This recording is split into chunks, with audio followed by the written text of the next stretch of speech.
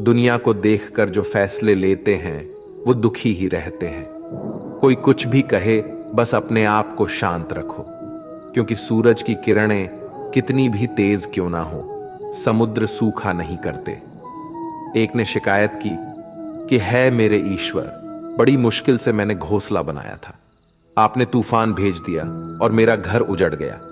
ऊपर से आवाज आई, तेरे घोंसले में सांप आया था तुझे खाने के लिए, इसलिए तूफान भेजा था, ताकि तुम जाग जाओ और उड़ सको और तुम्हारी जान सुरक्षित रहे। हमारी जिंदगी में कितनी मुसीबतें आती हैं, हमें पता भी नहीं होता कि हमारा परमात्मा हमें किस तरह परेशानी से बचाता है। अगर तुम्हें लगता है कि परमात्मा तुम्हें कष्ट के पास ले आए हैं, तो भरोसा रखिए वो तुम्हें कष्ट के पार भी ले जाएंगे। मन की पीड़ा का कोई अंत नहीं, इसलिए दूसरों को कोसने से कोई लाभ नहीं है। इसका सबसे सरल उपाय है कि अपने मन को ईश्वर को समर्पित कर दो। ईश्वर के साथ जुड़ते ही जीवन में खुशियों का, सुकून का, संयम का, सहन शक्ति का, प्रेम का, नई ऊर्जा का, जीवन के सही राह का, संतुष्टि का आरंभ जरूर हो जाता है। और हमारा मन पीड़ा से कैसे मुक्त होता है पता भी नहीं चलता।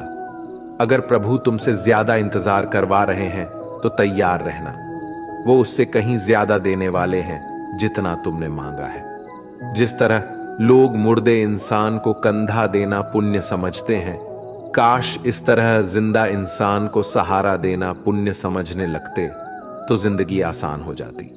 मत सोच इतना कि जिंदगी के बारे में, जिसने जिंदगी दी है उसने भी तो कुछ सोचा होगा ना।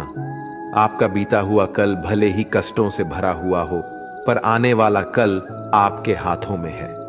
मन अंधा होता है, इसके पास अपना कोई ज्ञान नहीं होता। मन कुछ नहीं जानता और ना ही सही मार्गदर्शन करता है। इसलिए आप अंधे मन की बातें मानकर जरूरी कामों को टालना बंद कीजिए। आप हमेशा अपनी बुद्धि से काम लीजिए, मन से नहीं, क्योंकि अंधा मन हमेशा आपको जरूरी कामों को करने से रोक देता है। जब आप बुद्धि के जरिए जरूरी कामों को करना शुरू कर देंगे तो धीरे धीरे आपका मन आपका मित्र बनता चला जाएगा। लेकिन अभी आपका मन आपका दुश्मन बना हुआ है, जो आपको दिन पे दिन बर्बाद कर रहा है। मन से सोचे, कार्यों को मुंह से बाहर मत निकालो। जिस प्रकार किसी गुप्त मंत्र की रक्षा करते हैं, उसी प्रकार अपने बड़े लक्ष्यों को मन में रखकर उसकी रक्षा करो। गुप्त रहकर उस पूरे काम को करो और तभी बोलो जब काम पूरा हो जाए। क्योंकि अधिकतर लोग अपनी तकलीफ से दुखी नहीं हैं, जितना दूसरों की तरक्की देखकर दुखी है।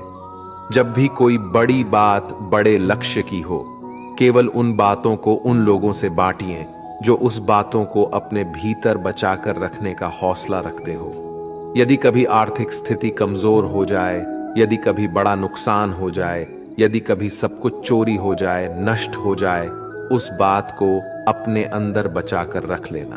अपनी कमजोर आर्थिक स्थिति की जानकारी अपने मित्रों को या रिश्तेदारों को भी मत देना।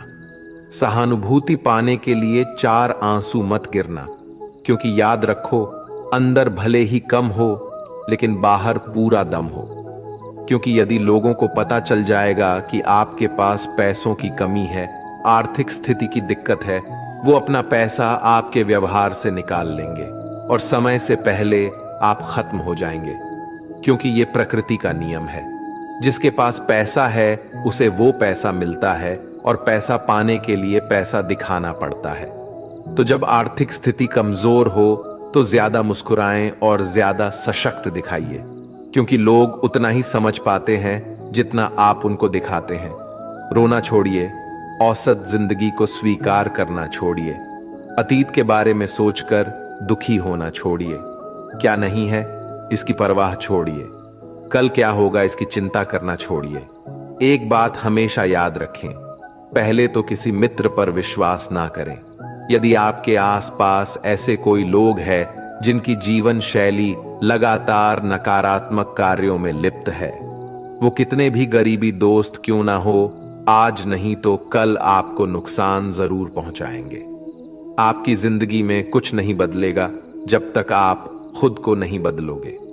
मुंह पर सच बोल देने और गुस्सा कर लेने वाले लोग उन लोगों से करोड़ों गुना बेहतर है जो आपके सामने कुछ और है, पीठ पीछे कुछ और है।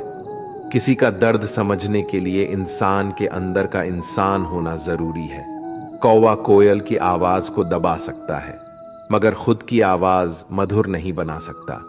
उसी तरह निंदा करने वाला व्यक्ति सज्जन को बदनाम कर सकता है, मगर खुद सज्जन नहीं बन सकता। अगर अकेलापन है तो उसे एक वरदान समझो, क्योंकि परमात्मा ने तुम्हें खुद में सुधार लाने का थोड़ा अधिक समय दे दिया है। अकेले रहने का आनंद लेना सीखे।